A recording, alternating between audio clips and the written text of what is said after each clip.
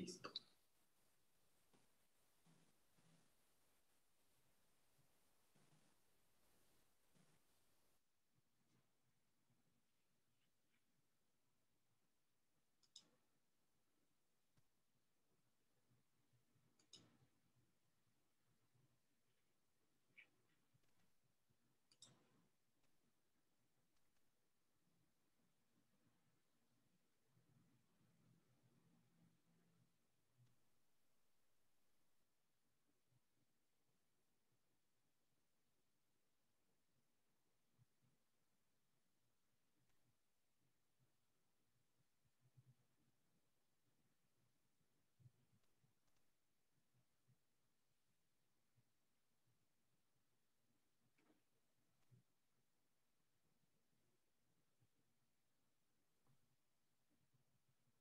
Damos unos minutos para que sigan ingresando las personas. ¿Te parece bien, Gerardo? Adelante.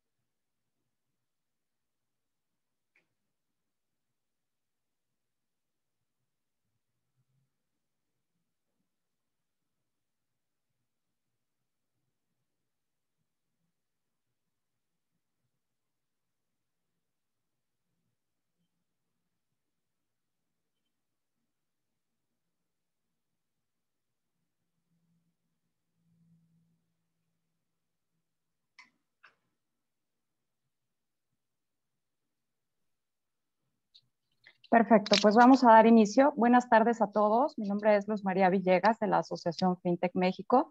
Les agradezco a todos el día de hoy su asistencia en este webinar que hemos organizado junto con Infinite, el webinar titulado Cómo obtener un retorno de inversión con IBM Security. Este webinar tendrá una duración aproximada de 40 a 45 minutos y el día de hoy nos acompañan como speakers Elena Calatayud, Business Development Executive de IBM, y Gerardo Castellanos, Business Development Manager de Infinite. Sin más preámbulo, cedo la palabra a Elena. Muchas gracias a todos. Gracias. Muchas gracias, Luzma. Bueno, pues antes de nada, darles las buenas tardes y decirles que es un gusto pues, volver a estar con todos ustedes, con esta audiencia tan fantástica y venir a hablar de esto que tanto nos ocupa hoy, como es el tema de la ciberseguridad. Ya hace algunas semanas ya tuvimos un webinar previo donde pues bueno, hacíamos una ligera pasada hacia los artículos de la regulación donde deberíamos poner un poquito de foco y ver cómo podíamos dar cumplimiento. Hoy vamos a hacer un poquito de zoom sobre algunos de ellos y sobre qué herramientas podemos estar utilizando para dar un perfecto cumplimiento a los mismos y que realmente nos sean de ayuda para una gestión adecuada de la ciberseguridad. Si quieren, vamos a la siguiente. Y bueno, la idea es, antes de nada, pues hacerles un poco un preámbulo. Yo sé que todos conocen la situación en la que estamos, pero dar una pequeña pincelada, ¿no? Sobre en qué momento nos encontramos, el papel tan relevante que toma la ciberseguridad y cada día más en estos días, y cómo podemos gestionarla y tomar el control, porque muchas veces es muy, muy complicado y sentimos pues que hay demasiadas cosas que hacer, que hay demasiadas vulnerabilidades y no sabemos cómo tomar el control. En el ámbito de la seguridad de la información, la ciberseguridad, como queramos llamarle, la pandemia, lo sabemos todos, ha marcado un punto de inflexión y ha acentuado como nunca antes la dependencia de la infraestructura digital para la realización de actividades pues, cotidianas. Pero esto sin duda pues, también ha provocado pues, que los ciberdelincuentes hayan creado nuevos ataques, han intensificado muchísimo su ejecución a un ritmo bueno, pues escalofriante y se están aprovechando y se han aprovechado del miedo y de esa incertidumbre que provoca pues, la inestabilidad de la situación económica en la que nos hemos visto envueltos y que ha generado pues, este COVID, ¿no? Y todo esto es lo que hace que hoy podamos hablar de retos y oportunidades que ha supuesto esta crisis global. Si hablamos de retos, yo aquí hago zoom, ¿no? en dos puntos. Uno, la necesidad de acelerar la transformación digital y sobre todo algo que es core en este sector. O sea, la transformación digital, la innovación es algo core, ¿no? que las fintechs pues tienen. La pandemia ha expuesto la necesidad de contar con medios alternativos para poder realizar, como decíamos antes, esas actividades cotidianas como el teletrabajo, el homeschooling. Pero si nos enfocamos en el ámbito nuestro, en el ámbito empresarial, las organizaciones han tenido que adoptar esos nuevos mecanismos para la realización de sus funciones y muchas veces en mayor o menor medida se han visto en la necesidad de tener que modificar sus procesos y la forma de dirigirse a sus clientes de una forma inesperada, la verdad es que muy brusca y precipitada, con los riesgos que estos cambios suponen.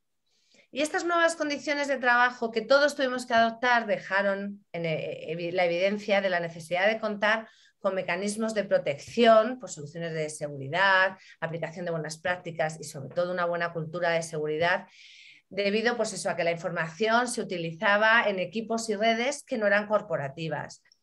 Y bajo este escenario, pues las amenazas informáticas aparecen bajo esas condiciones en las que los controles pues son mucho más pequeños, están mermados y dejan mucho más expuesta a la institución.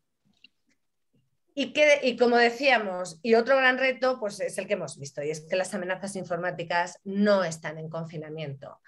A la vista de todos los acontecimientos que hemos ido viendo a lo largo de esta pandemia, hoy podemos aseverar que las amenazas, pues bueno, no se quedaron en casa, ¿no?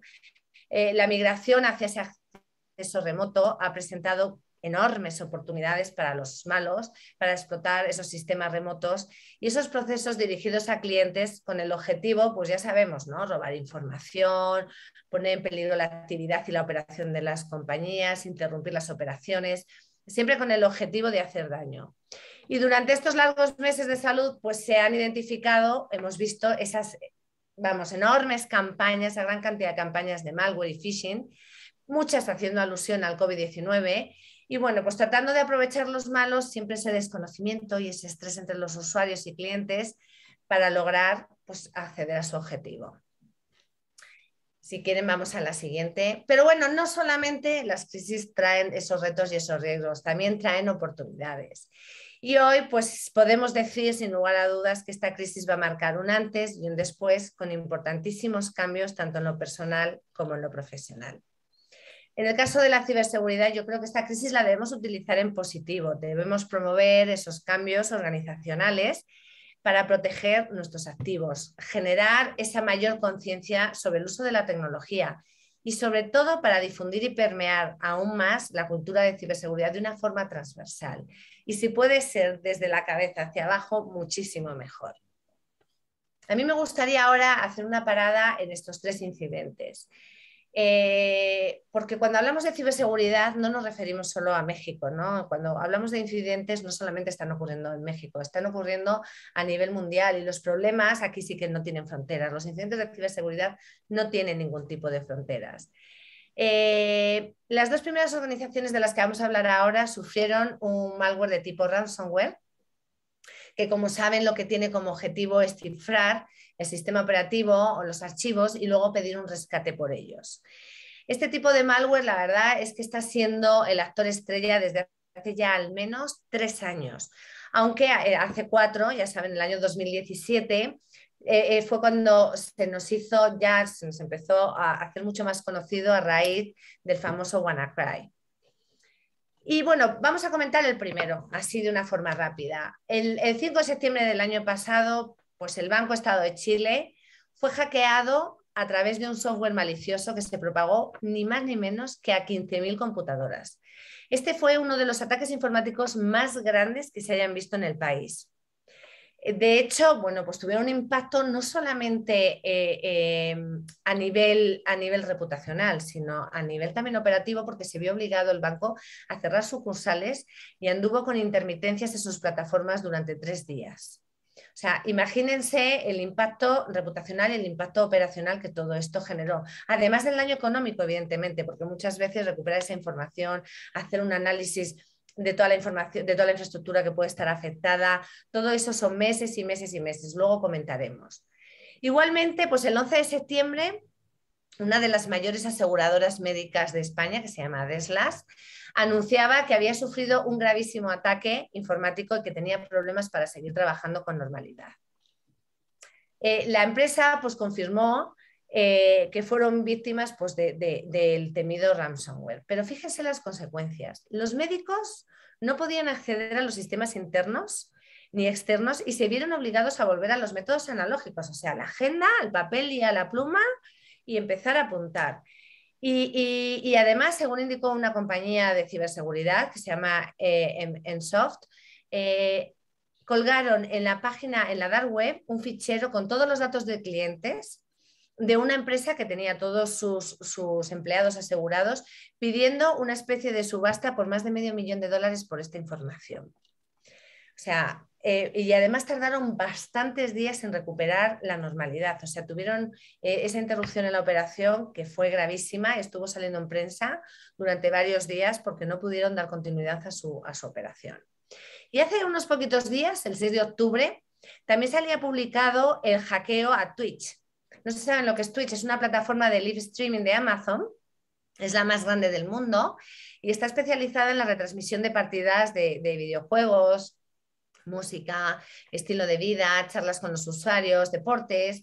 Y se habla de que ha podido ser uno de los mayores hackeos de la historia. Fue víctima la plataforma de un ciberataque en el que dicen que se filtraron 125 gigabytes en información, entre ellos el código fuente y detalles de todos los pagos que se estaban dando, que estaban recibiendo los creadores de contenido. O sea, imagínense, esto reputacionalmente es lo mismo, o sea, es un golpe enorme, aparte de luego todo el trabajo que lleva toda la recuperación cuando uno pues, sufre este tipo de incidentes. Si quieren, vamos a la siguiente y los contamos un poquito.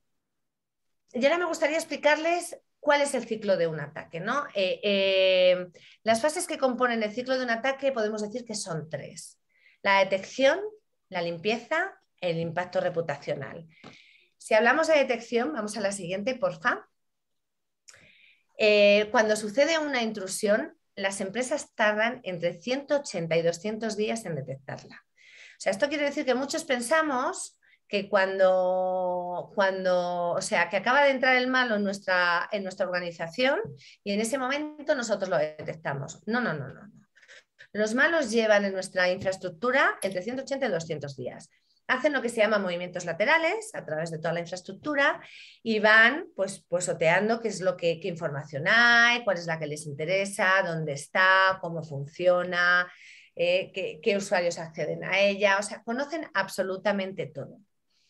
Y este tiempo es lo que permite al hacker que logre su objetivo, que puede ser, como hemos dicho antes, ¿no? Robo de claves de acceso, identidad, información confidencial, robar bases de datos y, por supuesto, muchas veces pedir rescate para recuperar esa información bajo la amenaza, pues de hacer un mal uso de ella. Y la verdad es que esto sí ha coincidido muchísimo con los tiempos que hemos visto en los ciberataques en este último año, que han sido gestados durante la pandemia.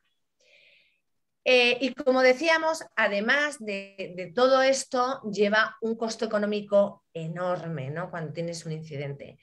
Podemos decir, y esto es un estudio que hizo IBM, que las compañías que contienen una fuga de información en menos de 30 días ahorran más de $1 millón en comparación con las que tomaron más de 30 días. O sea, imagínense la urgencia o la necesidad que tienes de tener un equipo bien preparado en tu institución, ¿vale? En tu organización, para poder de alguna manera afrontar este incidente de una forma rápida, porque tiempo que te retrases, dinero, ¿vale? Que eleva el costo, pero además de una forma exponencial enorme.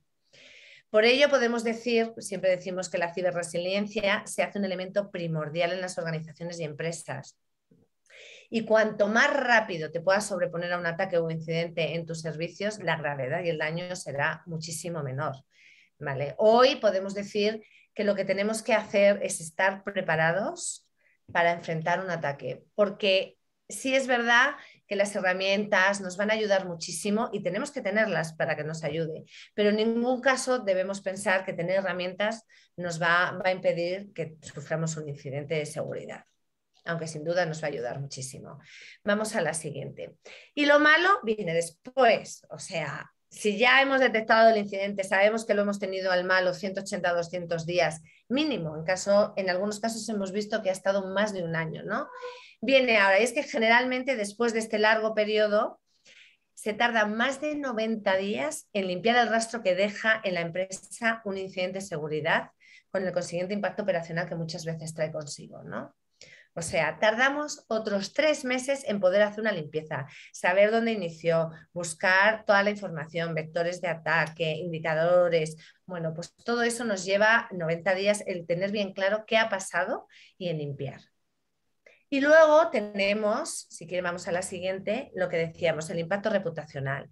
Y si además el ataque se ha dado a conocer porque ha tenido un impacto operacional, hemos tenido que interrumpir nuestra operación y está obligado que demos explicaciones, o se expuso la información que nos robaron, la verdad es que toma muchísimos años el borrar esa mala reputación que esto genera.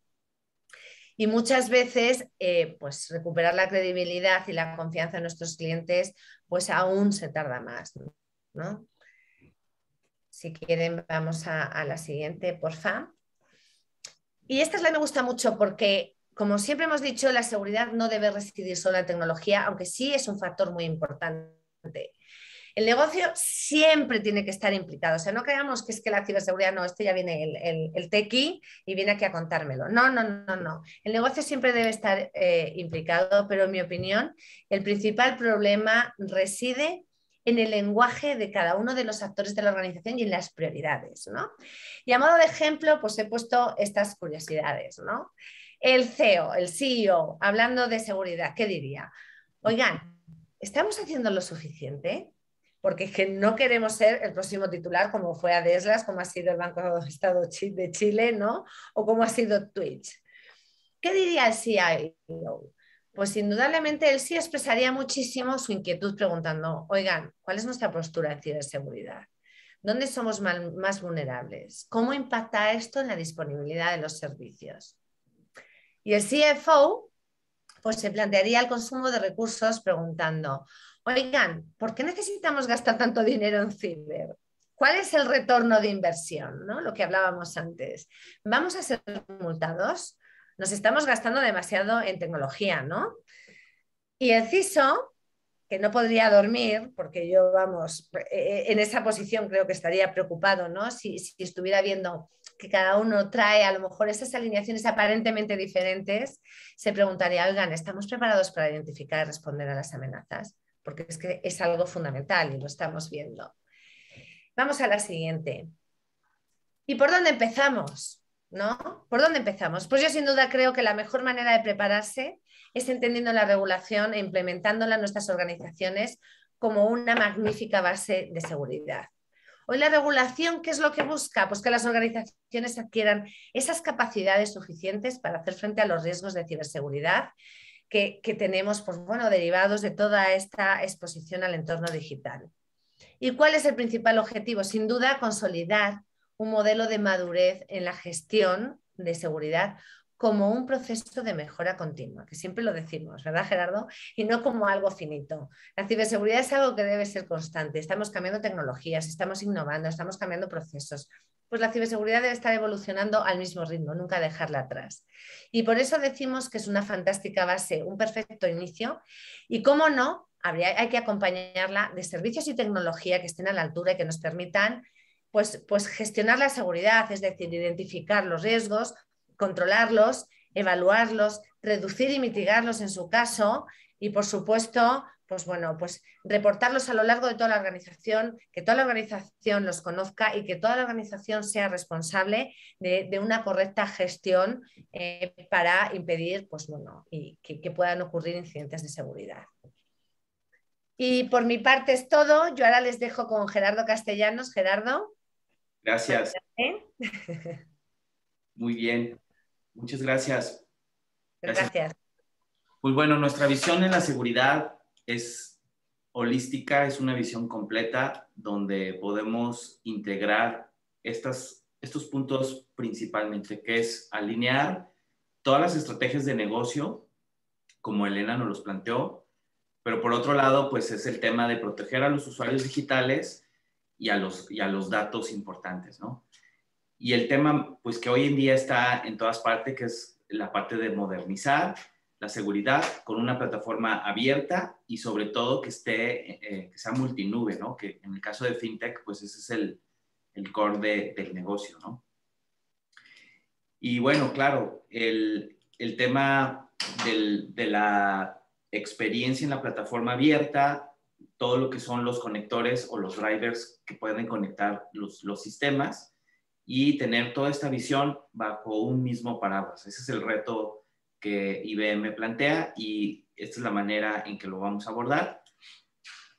Y bueno, aquí vamos a dar más datos, datos duros de cómo lo está viendo una corporación a nivel global como IBM, donde nos dice que hay 33 billones de datos personales ya robados y algo bien interesante que es todos los dispositivos de IoT que ahorita estamos sufriendo toda esta carencia de los chips, ¿verdad? Chips para los carros, chips para la cafetera, chips para todo.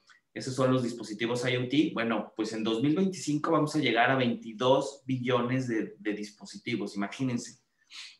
Y por otro lado, bueno, pues está la pérdida anual, como dice Elena, de millones de dólares, ¿no? O sea, no son los 200 días, sino pues en solo 90 pues puedes tener un ahorro significativo que te puede evitar pérdidas a tu negocio. Y obviamente hoy estamos viviendo esto con la pandemia, que son los trabajos remotos. O sea, ya creo que solamente el 10% de la plantilla pues está ya trabajando en la oficina, ¿no? Muchos seguimos en casa, muchos seguimos haciendo nuestro trabajo en nuestra vida desde aquí, desde tu casa. Entonces, esta parte IBM lo aborda con esta visión. Las preocupaciones principales pues, de los líderes de TI pues, es que están ansiosos en que pues, este perímetro está desapareciendo, ¿no? O sea, ya no es que estés dentro de la oficina con tu laptop, sino pues ya estás en todas partes, ¿no? Estás en tu teléfono en tu casa, después te vas a tomar un café, regresas, etcétera. Ya no hay un perímetro como tal. Los mecanismos de autenticar a ese usuario pues ya quedaron obsoletos, ¿no? Los antiguos tokens, ¿verdad? De doble factor, o pues tu misma laptop la usas para hacer transacciones, para ir a la escuela, entonces, ¿cómo poder saber que el usuario es real, ¿verdad? Y sobre todo, pues hay nuevos canales de participación inseguros, ¿no? O sea, cuántos portales, cuántas aplicaciones, entonces todo este ambiente es el reto que tenemos aquí enfrente. Y bueno, los clientes con IBM Security están haciendo crecer el negocio con un enfoque que le llamamos Zero Trust o cero confianza, que principalmente es preservar la privacidad del cliente, que es sumamente importante, donde simplifique toda esta gestión de la identidad, donde haga cumplir obviamente los controles y las regulaciones de esta privacidad, donde nos ayude a proteger a los usuarios en esta nube híbrida. O sea, todos los fintechs tienen nubes. Bueno, pues ese es un gran reto. Asegurar que la fuerza laboral remota pues esté con dispositivos aislados para trabajar o dispositivos para sus cosas personales, que es el Bring Your Own Device, es el concepto. Eliminar el viejo VPN, que pues es un VPN que no te garantiza que el usuario es real, que lo puedes tú compartir con otra persona así de inseguro, sino que estar completamente usando tecnologías nuevas. Quitarnos todo el tema de las múltiples contraseñas y miles de contraseñas para todos los sistemas. Y obviamente pues es reducir el riesgo de las amenazas internas, ¿no? O sea, por un lado, hacer cumplir el acceso de los privilegios mínimos para poder conectarte a la aplicación y incorporar todo lo que es la parte de esa inteligencia de amenazas. Esto le llamamos en nuestro sector el Zero Trust, ¿no? Y por otro lado, bueno, es un enfoque completamente unificado, abierto, donde pueda conectar a todos los equipos que usamos, nuestra laptop, nuestro celular, con nuestro flujo de trabajo. Entonces tenemos estas 4 vistas, y estas 4 vistas las vamos a casar ahorita con el cumplimiento normativo de la comisión, ¿no? Hablamos que ahorita está de moda todo lo que son ataques de comportamiento, que es el threat management. Obviamente la parte core que nos interesa mucho, que es proteger los datos de nuestros clientes y empleados. Todo lo que es el manejo de la identidad y el control de accesos, que es un concepto muy grande que se llama IAM. Y por último, pues estamos en la era de la nube, ¿no? Entonces todos los sistemas, el ecosistema de seguridad que pueda integrar estos diferentes nubes, ¿no? Como el Office 365, el Google, el SaaS, etcétera. O sea, todas las plataformas que estamos usando para crear el core business, pues que se comuniquen y que sean seguras, ¿no?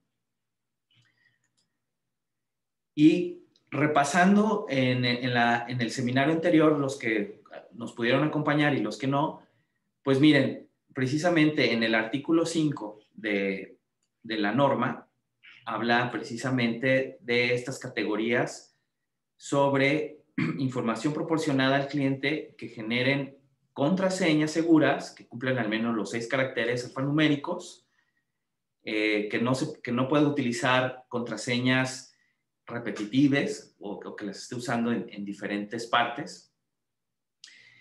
Obviamente, que tenga un conjunto de preguntas o challenge o retos para poder volver a generar su contraseña y obviamente pues darle un factor de autenticación adicional al password, ¿no? Este es el artículo 5 que ahorita vamos a ver cómo lo vamos a transformar en un cumplimiento tecnológico. En el artículo 6, aquí habla precisamente de la autorización que te pide Bancico y la comisión para medios para transmitir, resguardar información para una correcta lectura y evitar la manipulación, ¿no? Ese es uno de los puntos difíciles de cumplir, pero vamos a ver cómo podemos hacerlo con la tecnología de IBM. Y el artículo 7 y 8, precisamente ya nos vamos a meter, o nos pide meternos la comisión, en cómo podemos hacer una autenticación de nuestro cliente con factores de autenticación, ahorita lo vamos a revisar, Y pues el 8 habla precisamente de cómo mantener las altas, las bajas, los cambios de perfiles, etcétera, ¿no? Entonces, todo esto suena complicado, pero realmente lo vamos a ver ahorita cómo lo vamos a simplificar. Y para eso vamos a explicar lo que llamamos el concepto de inteligencia en la administración de la identidad y accesos de IBM Security Verify. Y pues es muy sencillo. Vamos a dividirlo en 4 conceptos principales: la administración de accesos, la gobernanza de la identidad, lo que son los accesos privilegiados, o sea, los roles, los perfiles, y propiamente cómo vamos a identificar a nuestro cliente, ¿no? No importa dónde se encuentre, acuérdense que el perímetro ya no existe, ¿no? Esto puede ser en las aplicaciones cloud, puede ser en aplicaciones on-premise, puede ser por medio de una VPN, en servidores, en un data center o en bases de datos. Aquí vamos a hacer un zooming de los primeros 4 conceptos. El primero es administración de accesos. Entonces, aquí la pregunta o la parte es cómo equilibra la seguridad versus la experiencia del usuario, ¿no? Muchos pensamos que entre mayor seguridad, pues más difícil es usar la tecnología, ¿no? Y aquí lo que buscamos es que sea transparente esa experiencia del usuario, sin tantas contraseñas, sin tantos pasos, y es autenticar continuamente a cualquier usuario en cualquier recurso. O sea, no importa si quieres consultar tu estado de cuenta en tu teléfono o de tu laptop, va a ser el mismo, es transparente y fácil. También para nosotros como administradores de seguridad dentro de la fintech, pues es centralizar el control de accesos con un inicio de sesión único en las aplicaciones locales o en la nube, no importa dónde las tengas. Agregar la capa de seguridad que nos pide la regulación, que es el MFA, el Multifactor Authentication, MFA. Y por último, pues proteger de forma proactiva a todos los usuarios y sobre todo a sus activos relacionados a ese usuario con esta autenticación basada en un riesgo y un acceso adaptable. O sea, ya no vamos a tratar igual a un usuario que vamos a decir que usa un dispositivo o 2 y que se mueve de diferentes ciudades o que se queda, siempre consulta a las mismas horas. O sea, todos esos factores nos dan una calificación a ese usuario y por eso le llamamos autenticación basada en riesgo, ¿no? Y aquí tenemos una referencia que nos proporciona IBM de Forrester Web, que es un calificador a nivel internacional. Es un estudio basado en Risk Authentication de este concepto, donde Forrester dice que la plataforma de IBM es la solución ideal para todas las empresas que necesitan la aplicación de políticas de acceso, además de administrar el riesgo de la actividad de inicio en la sesión. Entonces, aquí cubrimos el primer concepto. El segundo concepto es el gobierno y la administración de la identidad, conocido en nuestro mundo de ciberseguridad como IGA. Entonces, cuando hablemos de IGA es el gobierno y administración de la identidad, que la norma pues nos pide bastante, ¿no? ¿Qué significa IGA? Bueno, es cómo se realiza un seguimiento del acceso a lo largo del tiempo de ese usuario en la aplicación y cómo lo va utilizando, ¿no? O sea, cómo va a acceder a la aplicación de la fintech, cómo va a estar navegando, qué va a utilizar más, qué va a utilizar menos, si tiene un privilegio, si es un cliente con muchos activos, con muchas soluciones activas desde el mismo portal o solamente está restringido a cierto uso básico del portal, etcétera. Entonces, con esto puedes auditar, informar todo sobre el usuario. Puedes darle prioridad a las acciones de cumplimiento normativo con el conocimiento basado en riesgos. O sea, si se porta bien o si se porta mal, eso es un poco en resumen. poder tomar mejores decisiones con inteligencia en lo que está haciendo el usuario y no como que adivinándole, ¿no? No, pues este sí debe ser un usuario válido, este no, sino basado en cómo se comporta y qué datos nos está arrojando en el uso. Y después poder adoptar un enfoque de actividad empresarial para el modelo de riesgos en lugar de basado en roles. Eso es un nuevo concepto, o sea, ya no vamos a decir, ah, bueno, este usuario es un usuario premium, entonces pues puede hacer lo que quiera, ¿no? No es basado en lo que le estamos otorgando, sino es basado en cómo se comporta el usuario, ¿no? Vuelvo a lo mismo, si accede de diferentes lugares, diferentes dispositivos, diferentes horas, pues es más riesgoso poder autenticarlo, ¿no? A un usuario que pues siempre hace lo mismo, ¿no? Aquí también nos regala una referencia IBM de Computer Call, y es donde dice que la parte de IGA se cuenta entre los productos que han experimentado la evolución más sustancial a lo largo de los años, lo que la convierte en una oferta muy competitiva e interesante en el mercado de IGA. O sea, es una solución que ha trascendido y que ha aprendido durante estos años en la evolución del manejo y gobernanza de la identidad. Después nos vamos con un concepto pues muy solicitado en nuestros clientes, que es, oye, ¿cómo administro el acceso de los accesos privilegiados, ¿no? O sea, ¿cómo le doy cierto peso a ciertos usuarios, ¿no? Y eso a veces se convierte en un grave problema para los administradores de las aplicaciones o de los portales. Y es cómo concedo el acceso a estos usuarios privilegiados de una manera adecuada y fácil. Entonces, con eso puedes descubrir, administrar, proteger, auditar, que eso es algo que te va a pedir la comisión, estas cuentas privilegiadas de tu organización. Entregarles también cómo se están comportando. Y por último, pues prevenir algo indebido, ¿no? Prevenir la expansión secreta, que es precisamente la auditoría del auditado, ¿no? O sea, que no haya ahí un usuario o un superusuario, ¿no? Sino es una administración compartida. Y aquí, bueno, igual pueden consultar el reporte de Forrester de Privileged Identity Management del 2020, donde pues esta solución de IBM lo califica muy bien.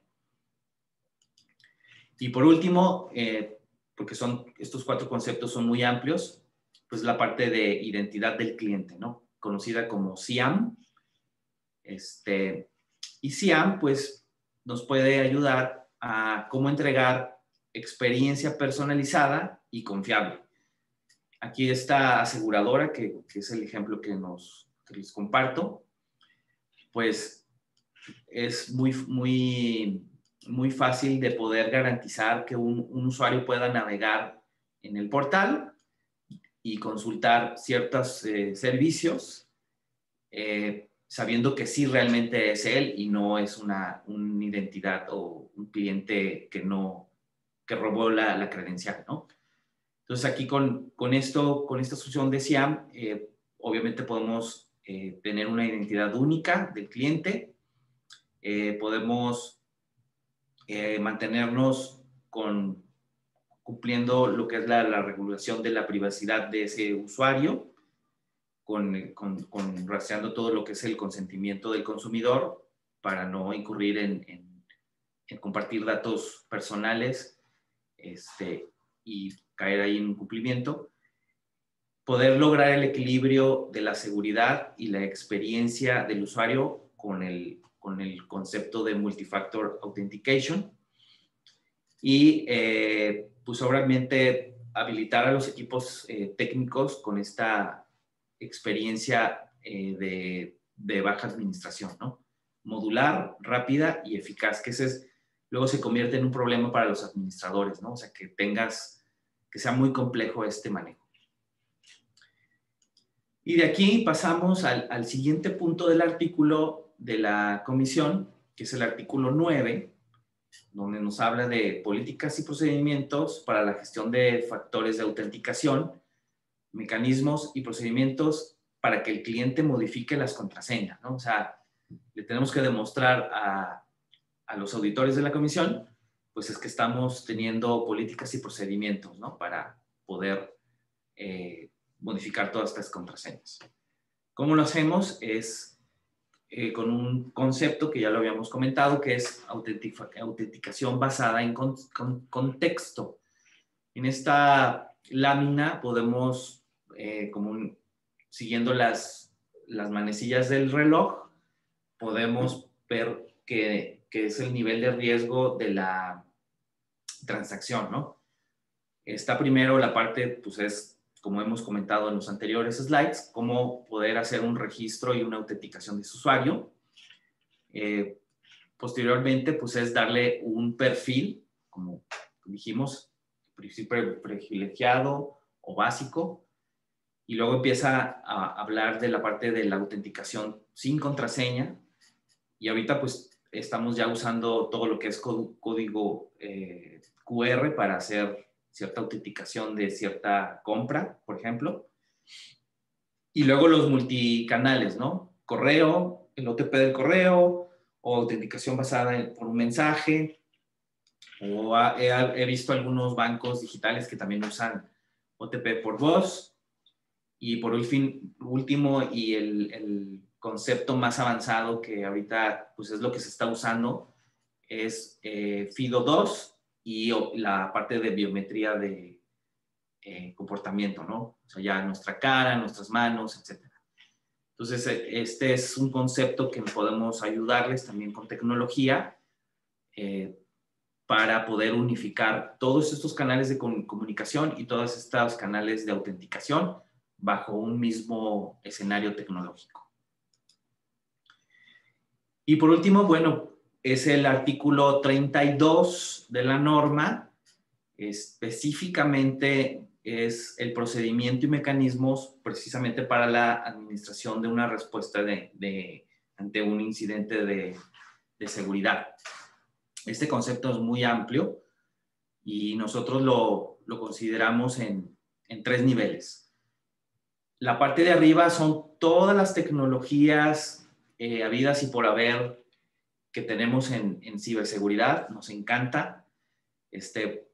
Tecnologías que te puedan ayudar en la nube, tecnologías que te puedan ayudar en el perímetro, o sea, el famoso firewall, el IPS. Después, obviamente, pues ahora la protección de los dispositivos, los móviles, los laptops, etcétera. Después, las aplicaciones, que pues ahí es donde ya hablamos de temas de desarrollo de código, parcheo virtual, este concepto de identidad que lo hemos profundizado mucho en la norma y que ese es uno de los temas más importantes, y obviamente los datos, ¿no? ¿Dónde vive la información de ustedes de la fintech? ¿Cómo se comunica? ¿Cómo se segmenta, no? Todo esto nosotros lo bajamos en procesos y personas expertas, ¿no? Entonces tenemos tecnología, procesos y personas.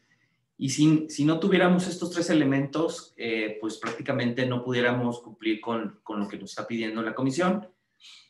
Nosotros nos apoyamos con tecnología de IBM, pero también con procesos para hacer una mesa de servicios, un Tier 1 que le llamamos monitoreo y flujos, para entender cuál es la situación. Obviamente, pasarlo hacia un proceso de respuesta a incidentes, analizar si esto es un ataque como el ransomware ahorita que es la parte de threat hunting. Y por último, pues llevarlo hacia ya la norma, ¿no? O sea, si estamos cumpliendo o no, si pudimos poder responder, poder mitigar o poder bloquear ese ataque y ese incidente. Y obviamente en este mundo digital tenemos soporte de todos los centros de ciberinteligencia, en este caso también globales de IBM, que nos ayudan a detectar y entender un ataque que quizás ya se está dando en otro lado y que se está replicando en uno de nuestros clientes. Para esto, bueno, tenemos un servicio que nos lleva en 3 niveles. El nivel básico, que es la parte de detección de flujos, con tecnologías que le llamamos de CM. Un nivel 2, donde ya empezamos a tener cierta inteligencia o cierta tecnología que nos ayuda a interpretar cómo se está comportando el cliente, qué dispositivo tiene, hacia dónde va, qué aplicaciones. Y si no tuviéramos esta tecnología que le llamamos Use Behavior Analytics o WEBA, pues es prácticamente, si no nos apoyáramos de esos robots, pues los usuarios estaríamos vueltos locos, llenos de alertas, llenos de notificaciones sin sentido, y a través de esas tecnologías nos ayudan a entenderlo y a tomar decisiones rápidas. Y la norma nos habla del último nivel, que precisamente es respuesta a incidentes. Y para eso anexamos una tecnología también específicamente de IBM, es un concepto que se llama SOAR, que se llama Resilient, y este SOAR nos ayuda precisamente a poder conectarlo, la persona, la tecnología y el proceso, para poder hacer una notificación o un bloqueo mucho más automatizado. Entonces, realmente este es un camino largo, no los quiero yo aburrir, pero lo que queremos decirles es, con la tecnología, con los procesos y las personas especializadas, podemos hacer que su cumplimiento sea adecuado en la comisión y llevarlos hacia un nivel óptimo de madurez. Llévense nada más esta matriz de muy alto nivel. Son muchos casos de uso que nosotros los vamos a ir dividiendo en un nivel Detection, Intelligent y Respond, y que poco a poco los vamos a ir llevando de la mano con estas tecnologías, estos procesos, para poder cumplir, que es el último nivel, ¿no? La parte de cumplimiento normativo. Y ya el último tema, que se nos termina el tiempo, es dentro del documento está un anexo 1 que habla precisamente de prevención de fraudes internos y fraudes externos. Entonces, estos son los puntos de la norma del fraude de actividad no estandarizada, el 1.1, el 1.2 es robo y fraude interno, que también tenemos tecnologías que nos ayudan a entenderlo. El 1.3, que habla de todo lo que es prevención de fraudes, el 1.3 es vulnerabilidades a los sistemas de seguridad, y el último es suplantación de la identidad, ¿no? Entonces también tenemos tecnologías de IBM y algunas otras que también integramos para poder cumplir esto que nos pide el anexo número 1. El anexo número 2 de la norma nos dice todos los temas de fraude externos, la seguridad de los sistemas y nuevamente la suplantación de identidad, que es falsificar y suplantar la personalidad. Nosotros lo resumimos bajo un solo modelo, le llamamos eFraud Defense, y lo queremos simplificar, ¿no? Son capas en forma de una cebolla, donde vamos de lo general, que es lo que es protección de marca y ciberinteligencia, por ejemplo, sitios que están suplantando nuestro nombre. Por ejemplo, hemos visto venta de flotillas de autos de tal empresa, ¿no? Y resulta pues que eso es un fraude, ¿no? O portales que dicen ser portales de venta de tarjetas de regalos, en realidad ni siquiera nosotros conocemos ese sitio, ¿no? Entonces todo eso lo podemos detectar, lo podemos dar de baja y bloquear. Ya hablamos mucho de la identidad digital y autentificación, que es lo de IAM y todos estos conceptos. El concepto de biometría de comportamiento, que es muy interesante. Ahorita estamos con varios de los bancos implementando pues todo lo que es cómo me comporto quién soy, a dónde estoy consultando la información, basado en comportamiento biométrico. Incluso cómo puedo, si tomo con la mano derecha o la mano izquierda el teléfono, cuántos grados de inclinación lo hago, o sea, todo eso lo podemos medir para precisamente saber si está siendo un usuario legítimo o no. La propia inteligencia de fraude transaccional y AML, que es todo lo que es lavado de dinero. Y por último, pues proteger la aplicación central bancaria o el core bancario. Entonces, esto le llamamos eFraud Defense y es todo lo que habla el anexo 1 de la comisión. Y bueno, pues aquí terminamos. Si tienen algunas preguntas, adelante. Déjenoslas aquí saber. Y si no, pues aquí están nuestros datos. Es info@infinite.mx. Estamos también en LinkedIn como Infinite y ahora también tenemos algunos videos nuevos en nuestro YouTube, que es Infinite, de todos estos conceptos. Muchas gracias. Adelante. Muchísimas gracias a ti, Gerardo, a Elena. Indudablemente toda esta tecnología y procesos que el día de hoy pones a nuestro alcance facilitará a las empresas implementar todas estas medidas de seguridad y teniendo como la confianza y sabiendo que se tiene un completo conocimiento del tema normativo y se podrán cumplir todas las especificaciones que indica la autoridad, ¿no?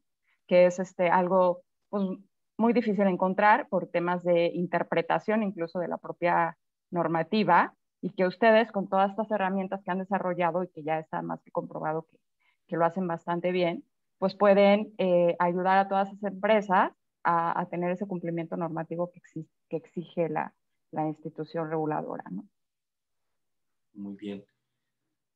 Pues, te lo agradezco muchísimo, Gerardo, a Elena, a todos los que estuvieron presentes el día de hoy. Y como siempre, pues estamos siempre intentando compartir conocimiento con todos ustedes. Si desean tener contacto con nuestros amigos de Infinite, pueden tomar los datos que ya compartió Gerardo, y si no, pueden escribirme un correo electrónico y yo con gusto les pongo en contacto con ellos, o si también les interesa tener la presentación del día de hoy, también podemos compartirse. Les agradecemos a todos su asistencia el día de hoy. A ver, me parece aquí que tenemos una pregunta. Gerardo dice, ¿me podrían apoyar en recordarme cuál es la norma, por favor? Sí, bueno, en el caso, si eres una fintech, pues lo que te pide la Comisión Nacional es este documento que, bueno, este es un resumen muy corto, ¿verdad? Y solamente estábamos hablando de ciertos capítulos, pero sí es un documento muy grande, ¿verdad? Y particularmente de 5 al 8, el 9 y el 32 es lo que revisamos hoy. Perfecto, muchas gracias, Gerardo. Pues a todos ustedes, muchísimas gracias por asistir el día de hoy, y como siempre los esperamos el próximo jueves a las 6 de la tarde con un webinar más organizado por FinTech México y las empresas afiliadas a esta asociación. Muchas gracias, Gerardo, y que pasen buenas noches. Gracias. Gracias, buena tarde. Gracias, Elena. Bye. Bye.